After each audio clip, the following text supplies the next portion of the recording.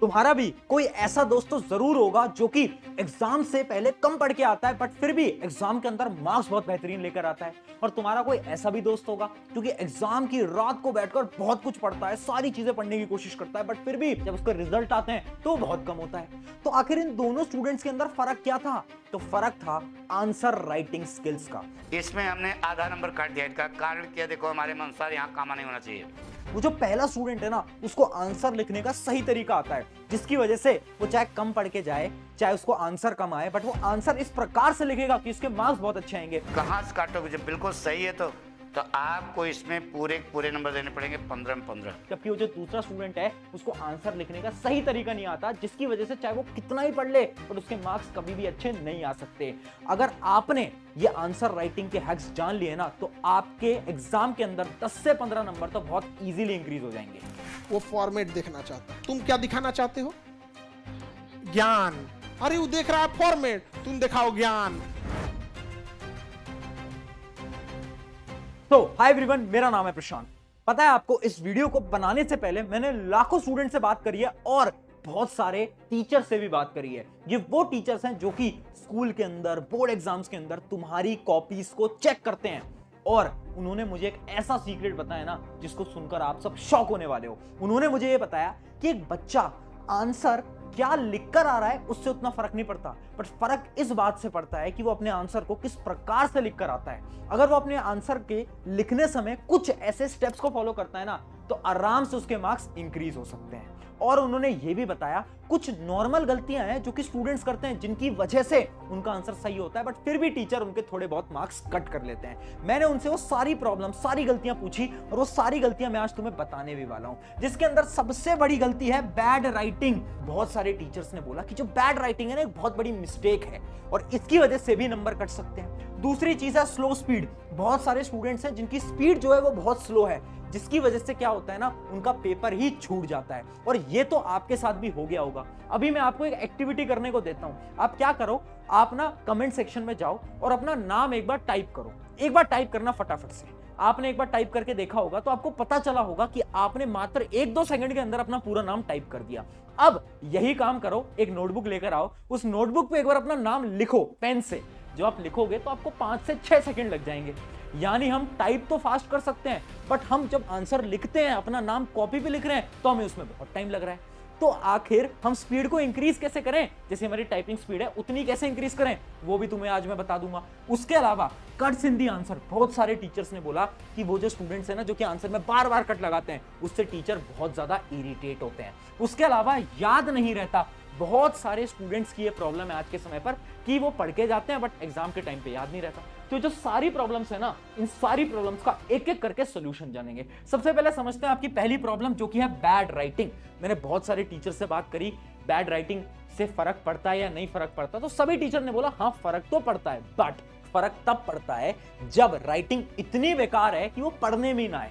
अगर आपकी राइटिंग ऐसी है ना जो कि पढ़ने में आ जा रही है, तो उतना ज्यादा फर्क नहीं पड़ने वाला। बट फिर भी अगर आपको अपनी राइटिंग को इंप्रूव करना है, तो एक वीडियो मैंने राइटिंग इंप्रूव के ऊपर पूरी बना रखी है, उसको जाकर देख लेना। मात्र 4-5 दिन के अंदर राइटिंग आपकी उससे इंप्रूव हो जाएगी। बट राइटिंग इंप्रूव से उतना फर्क नहीं पड़ता। तो मैंने टीचर से पूछा तो फर्क किस बात से पड़ता है, तो उन्होंने मुझे एक बड़ी अच्छी टेक्निक बताई और उस टेक्निक का नाम था आंसर सीक्वेंस। यानी हर एक टीचर ने यह बोला कि एक स्टूडेंट आंसर्स को किस सीक्वेंस में अटेम्प्ट करता है वो बहुत इंपॉर्टेंट होता है। जैसे मैं अभी आपको 2 कॉपीज दिखाता हूं। यह है आपके सामने कॉपी नंबर 1, जिसने आंसर 1 आंसर 2 एकदम नॉर्मल ऑर्डर के अंदर लिखा हुआ है। और देखो बीच में स्पेस भी दी है। आप ध्यान से अगर देखोगे तो बीच में आपको यहां पर स्पेस भी दिख जाएगी। जबकि मैं आपको दूसरे स्टूडेंट की कॉपी दिखाता हूं तो इसकी राइटिंग भी नॉर्मल ही है, बट इसने गलत ऑर्डर के अंदर आंसर्स को अटेम्प्ट करा है और उसने स्पेस नहीं दी। ये देखो स्पेस बहुत कम है, जिसकी वजह से जब इस स्टूडेंट की कॉपी चेक होगी ना, तो ऑटोमेटिकली इसके 3-4 नंबर कम आने वाले हैं उस स्टूडेंट के कंपेयर में, चाहे इनका पूरा आंसर सेम हो। अब इससे फर्क क्या पड़ता है? इससे फर्क ये पड़ता है ना बेटा, ध्यान से समझ लेना। हर एक टीचर ये बोलता है कि अगर आप एक नॉर्मल ऑर्डर के अंदर अपने आंसर को अटेम्प्ट करोगे ना, तो टीचर को कॉपी चेक करने में बहुत आसानी होगी। 1 2 3 4 5 6 इस ऑर्डर में।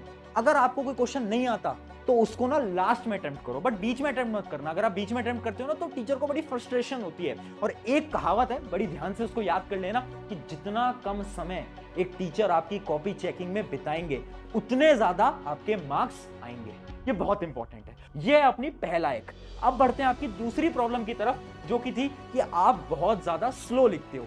तो आपकी जो प्रॉब्लम है ना, इसका सोल्यूशन क्या है? तो इसी का सोल्यूशन है आपका fast writing hack. Fast writing hack के अंदर बेसिकली दो पार्ट्स होते हैं। पहला आपका पार्ट है कुछ hand warm up exercises. Hand warm up exercise ये क्या होता है? देखो, इमेजिन करो 9 बजे आपका एग्जाम है। अब आपको क्या करना है, एग्जाम से आधे घंटे पहले आप एक नोटबुक तो रख ही सकते हो अपने पास, एक रफ पेज तो अपने पास रख ही सकते हो, और पेन तो आपके पास हो गई। आपको क्या करना है, उस नोटबुक के ऊपर अपने पेन से कुछ एक्सरसाइज करनी है। एक्सरसाइज क्या है? ऐसे लाइंस बनाओ, ऐसे लाइंस बनाओ, ऐसी लाइंस बनाओ, फिर ऐसी लाइंस बनाओ, फिर ऐसी लाइंस बनाओ, है ना, फिर ऐसी ऐसी लाइंस बनाओ, ऐसी ऐसी लाइंस बनाओ। इनसे क्या हो रहा है? इनसे आपका जो हैंड और जो ब्रेन मूवमेंट है ना, वो कोऑर्डिनेट हो रहा है। और जब आप आंसर लिखने जाओगे ना, तो जो आपकी प्रॉब्लम है ना कि आप बहुत धीरे धीरे धीरे धीरे लिखते हो, वो प्रॉब्लम खत्म हो सकती है। तो ये तो होता है हैंड वार्म अप एक्सरसाइजेस। इसके अलावा एक स्टेप आपको और करना है, जो कि है एयर राइटिंग। देखो, अगर आप स्लो लिखते हो ना, तो उसका एक सिंपल सोल्यूशन है कि आप ना डेली राइटिंग की प्रैक्टिस करो। कैसे? आपको हवा के अंदर राइटिंग की प्रैक्टिस करनी है। यानी इमेजिन करो आप कहीं पर भी ट्रैवल कर रहे हो, आप अपने दोस्त के साथ पीछे स्कूटी के ऊपर बैठे हो, बट आपको क्या इमेजिन करना है ना, आपको इमेजिन करना है कि आपके हाथ में पेन है और सामने एक किताब है, और आप उस किताब पे फटाफट से एक बार अपना नाम लिखने की कोशिश करो। एक बार आप अभी भी कर सकते हो, जो भी आपका नाम है एक बार वो फटाफट से लिखने की कोशिश करो। इससे क्या होगा, आपका जो हाथ है, जो आपकी कलाई है, वो मूव करती रहेगी, और जितना ये मूव कर रही है ना, उतना ज्यादा आपकी राइटिंग स्पीड ऑटोमेटिकली इंक्रीज होती रहेगी।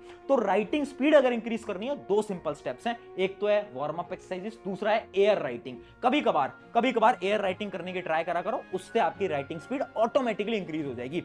अगर ये ट्राई करा तो जो प्रॉब्लम है ना कि पेपर छूट जाता है, कभी नहीं छूटने वाला। इसके बाद ट्राई करके देखना। अब बढ़ते हैं आपकी अगली प्रॉब्लम की तरफ। अगली प्रॉब्लम आपकी ये थी कि बीच बीच में बहुत सारे आप कट्स लगाते हो। आपने भी नोट करा होगा कि आप बार बार हर बार कट्स लगा रहे हो, और टीचर जो होते हैं जब वो कट्स देखते हैं ना, तो बहुत ज्यादा इरिटेट होते हैं, क्योंकि उनके लिए क्या है ना कि जब भी आप एक आंसर को कट करते हो, उन्हें लगता है कि यार बहुत बेकार स्टूडेंट है, और वो आपके मार्क्स वहां पर कट कर सकता है। बट उसी का मैं एक आपको सोल्यूशन देने वाला हूं, वो है लॉन्ग आंसर हैक। इमेजिन करते हैं कि एग्जांपल लेते हैं। एक एग्जांपल है इस क्वेश्चन का। मान लो एक क्वेश्चन है ना, ये आपके पेपर के अंदर आया ये क्वेश्चन, और आपको याद है कि उसके 4 पॉइंट्स होते थे, 4 या 5 पॉइंट्स होते थे, वो जो आपके लॉन्ग आंसर होते हैं। अब आपको क्या करना है, आपको अपने जो आपकी आंसर शीट है उसके लास्ट पन्ने पे जाना है। उस लास्ट पन्ने के ऊपर हेडिंग डालनी है रफ। क्या लिखना है? रफ। अब आप उसके अंदर कोई भी रफ का काम कर सकते हो, कोई भी टीचर कुछ नहीं बोलेगा, ठीक है। आपने हेडिंग डाली रफ, और उसके अंदर आप एक बार दिमाग से सोच लेना कि कौन कौन से 5 पॉइंट आप लिखने वाले हो। अब क्या करो, अब फटाफट से कॉपी पलटो, यहां पर आ जाओ, और यहां पर पूरी तरीके से उनको एक्सप्लेन करके वो 4-5 पॉइंटर यहां पर तुम लिख दो। इससे क्या होगा, इससे आपकी कटिंग अवॉइड होगी। अब आते हैं आपकी अगली प्रॉब्लम की तरफ, जो कि याद नहीं रहता। याद नहीं रहता तो उसका एक बहुत सिंपल सोल्यूशन है, एक बहुत सिंपल हैक है। वो हैक क्या बोलता है, एक बार ध्यान से देखना। हैक का पहला स्टेप है रिकॉल दी चैप्टर। यानी आपको क्या करना है, सबसे पहले आपको कोई आंसर याद नहीं आ रहा, तो आप ये देखो कि वो किस चैप्टर का है।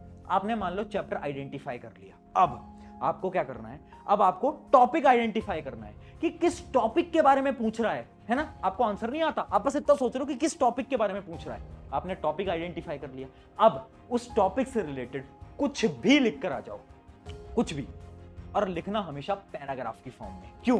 क्योंकि एक साइकोलॉजिकल हैक है, जब आप बहुत बड़े पैराग्राफ के अंदर आंसर लिख के आते हो ना, तो शायद हो सकता है कि आपके टीचर उस पूरे पैराग्राफ को नहीं पढ़े, वो ऊपर ऊपर से पढ़े, और शायद आपको उसके अंदर आधा 1-2 नंबर मिल भी जाए।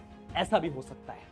इस वजह से जब भी कोई क्वेश्चन ना आए तो उसको छोड़ना नहीं है एग्जाम के अंदर। हमें क्या करना है, हमें सोचना है कौन से चैप्टर का है, कौन से टॉपिक का है, और पैराग्राफ की फॉर्म के अंदर उस टॉपिक से रिलेटेड जो भी आता है वो जाकर हमें अटेम्प्ट कर देना। ये बहुत ज्यादा इंपॉर्टेंट स्ट्रैटेजी होने वाली है हर एक स्टूडेंट के लिए।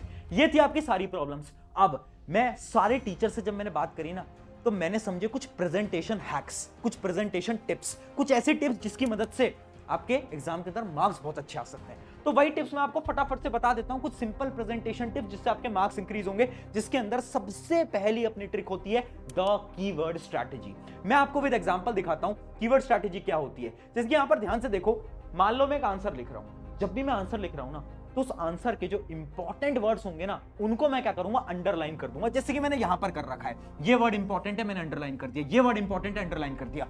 इससे क्या होगा, जब भी कोई एग्जामिनर आपकी कॉपी चेक करेगा, आपके टीचर आपकी कॉपी चेक करेंगे, तो उनका सारा फोकस जाएगा अंडरलाइन वाले वर्ड्स पे। है ना, और ये अंडरलाइन पेंसिल से करनी है। अंडरलाइन वाले वर्ड्स पे उनका फोकस जाएगा, वो देखेंगे अच्छा बच्चे ने सही लिखा है, ठीक है बच्चे ने सही लिखा है, इसने भी सही लिखा है, ठीक है, और वो सिर्फ अंडरलाइन वाले वर्ड्स को पढ़ेंगे, उन्हें लगेगा आंसर सही है, आगे बढ़ जाएंगे। आपके पूरे आंसर वो नहीं पढ़ते, ये रियलिटी होती है, मैं सच बता रहा हूं, नंबर इससे बढ़ जाते हैं तुम्हारे, बहुत इंपॉर्टेंट है। ये थी आपकी पहली प्रेजेंटेशन टिप, ट्राई करके देखना। अगली प्रेजेंटेशन टिप की तरफ बढ़ते हैं, जो कि है डोंट यूज शॉर्ट फॉर्म्स। याद रखना, हर एक टीचर को ना बहुत ज्यादा बुरा लगता है जब तुम कोई शॉर्ट फॉर्म लिखते हो। शॉर्ट फॉर्म क्या होती है? बहुत अजीब अजीब सी तुम चीजें लिखते हो ना, जैसे राइट नाउ को आजकल तुम RN लिखते हो, बिकॉज को BCZ लिखते हैं हम। तो ये जो जितने भी शॉर्ट फॉर्म्स है ना, जो कि हम टेक्स्ट में आजकल जब हम टेक्स्ट करते हैं एक दूसरे को, तो हम इन शॉर्ट फॉर्म को यूज करते हैं। इन सारी शॉर्ट फॉर्म को अवॉइड कर देना। अगर गलती से लिख दिया ना, मैं सच बता रहा हूं, एग्जाम के अंदर नंबर बिल्कुल कटेंगे तुम्हारे। अगला प्रेजेंटेशन टिप की तरफ बढ़ते हैं, जो कि है cuts with the help of pencil. यानी जब भी आप कट लगा रहे हो ना, इमेजिन करो गलती से कुछ गलत हो गया, मान लो यहां पर आप ध्यान से देखो, कुछ गलती से मेरा गलत हो गया, तो अब मैं क्या करूंगा? मैं उसे पूरा गंदी तरीके से कट नहीं लगाऊंगा, मैं पेंसिल लूंगा, एक प्यारा सा एक सिंपल सा स्ट्रेट कट लगा दूंगा, एकदम स्ट्रेट। ट्राई करना, स्केल से कट कर दो, उससे क्या होगा? एकदम तुम्हारा आंसर नीट एंड क्लीन लगेगा। एक बार इस आंसर को तुम ध्यान से देखो, कितना नीट एंड क्लीन लग रहा है आंसर, है ना, एकदम साफ सुथरा लग रहा है, जबकि इसके अंदर कट्स भी हैं। यानी जब हम कट्स लगाएं, अगर हम पेंसिल की मदद से लगाएंगे ना, तो ऑटोमेटिकली क्या होने वाला है, हमारी जो नोटबुक है, जो हमारा आंसर है, बहुत बेहतरीन दिखने वाला है। अब बढ़ते हैं हमारी अगली प्रेजेंटेशन टिप की तरफ, जो कि है न्यूमेरिकल हैक। देखो, तुम मैथ्स जैसे सब्जेक्ट को तो अटेम्प्ट करते ही होगे, फिजिक्स जैसे सब्जेक्ट को अटेम्प्ट करते ही होगे, तो उसके अंदर एक स्ट्रैटेजी बता रहा हूं मैं। जो भी तुम्हारा आंसर है ना, उसको बॉक्स के अंदर बंद कर देना और यूनिट्स लिखना मत भूलना। एक एग्जांपल के साथ समझाता हूं। ये दो नोटबुक है, इनके अंदर देखो डिफरेंस क्या है। ये एक स्टूडेंट की नोटबुक है, इसने क्या करा, फाइनली बस आंसर लिख के यहां पर छोड़ दिया है। तो अब जब टीचर आएगा ना कॉपी चेक करने, तो पूरी की पूरी कैलकुलेशन चेक करेगा। बट हमने क्या करा, हम थे स्मार्ट स्टूडेंट, हमने क्या करा, फाइनल आंसर्स को यहां पर देखो बॉक्स के अंदर ऐसे बंद कर दिया। अब इससे क्या होगा, अब जो टीचर है ना, वो पूरी कैलकुलेशन चेक नहीं करेंगे, वो देखेंगे अच्छा इसका पूरा आंसर सही है, अच्छा ये आंसर भी सही है, ठीक है, मतलब ये तो पढ़ने वाला बच्चा है, आगे बढ़ जाओ। ये टेक्निक न्यूमेरिकल के अंदर हमेशा से बॉक्स के अंदर करोगे ना, छोटी छोटी टेक्निक से बहुत ज्यादा हेल्पफुल हो सकती है। अब बढ़ते हैं हमारी फाइनल टेक्निक की तरफ, फाइनल प्रेजेंटेशन टिप की तरफ, जो कि है डिफरेंस वाले क्वेश्चंस। आपने देखा होगा बार बार सवाल आते हैं कि दो चीजों के बारे में डिफरेंस बताओ। हम क्या करते हैं ना, हम पहले एक हेडिंग डालेंगे, फिर उसके बारे में लिखेंगे, फिर दूसरे के बारे में लिखेंगे। ऐसा कभी मत करना। डिफरेंस वाले क्वेश्चन अटेम्प्ट करने का एक सिंपल स्ट्रैटेजी है, जैसे कि तुम देख सकते हो। तुम्हें क्या करना है, एक बॉक्स बनाना है, एक तरफ एक लिखना है, दूसरी तरफ दूसरी चीज लिखनी है, और उनकी ऐसे डेफिनेशंस वगैरह, इनके सारे डिफरेंसेस पॉइंट वाइज लिखने हैं। कभी भी डिफरेंस पैराग्राफ में मत लिखना, नंबर कट सकते हैं। हमेशा ट्राई करना, डिफरेंस लिख रहे हो तो ऐसे एक बॉक्स बनाओ, बीच में लाइन बनाओ, और यहां पर पॉइंटर के हिसाब से तुम डिफरेंसेस लिखकर आओ। ये सारी ऐसी स्ट्रैटेजीज थी जो कि बोर्ड एग्जाम वाले, जितने भी तुम्हारे स्कूल टीचर्स हैं, सब इसी स्ट्रैटेजी के हिसाब से क्या करते हैं, आपकी कॉपीज को चेक करते हैं। तो अगर आपने इसको फॉलो करा, मार्क्स तो बिल्कुल बढ़ने वाले हैं। जाओ अब इन सारी टेक्निक्स को अटेम्प्ट करो, अपने एग्जाम के अंदर फटाफट से क्या करो, मार्क्स लेकर आओ। और आई होप आपने अपना नाम तो कमेंट करा ही होगा कमेंट्स के अंदर। कितने सेकंड के अंदर नाम कमेंट करा, कमेंट में बताओ। ऑन दिस नोट, शुक्रिया एवरीवन। एक दोस्त को इस वीडियो को शेयर कर देना। मेरा नाम है प्रशांत, मिलते हैं नेक्स्ट वीडियो के अंदर।